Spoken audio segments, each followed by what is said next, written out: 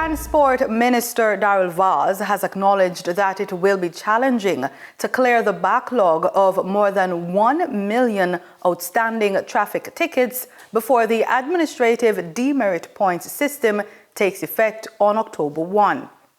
Speaking at Wednesday's post-cabinet press briefing, Minister Vaz said the country currently has 1.1 million unresolved traffic tickets, leaving many motorists at risk of penalties under the new regime. Several operational realities have been identified: the significant volume of unresolved traffic cases, the availability of judicial and administrative resources, the limited physical capacity of courts, and the legal requirement that traffic matters generally be heard within the parish where the offense occurred.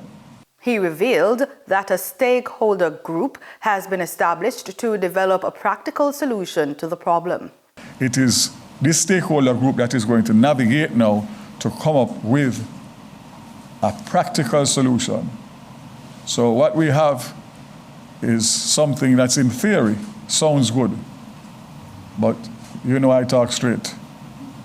It's almost impossible, if not impossible, to do what needs to be done in the time that it needs to be done with the resources that are available.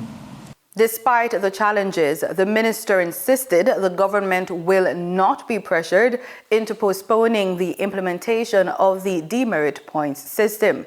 Operationally, we'll continue working with the judiciary to explore additional judicial resources, increase administrative support, expanded traffic court capacity, extended court sittings where practical. Simultaneously, consideration is being given to carefully crafted transitional legislative amendments that would provide a fair, transparent, and lawful framework for addressing qualifying legacy matters while preserving the integrity of the Road Traffic Act. Meanwhile, Minister Vaz announced the appointment of Lieutenant Colonel Sheldon Bryan as the new Director General of the Island Traffic Authority to oversee modernization and road safety initiatives.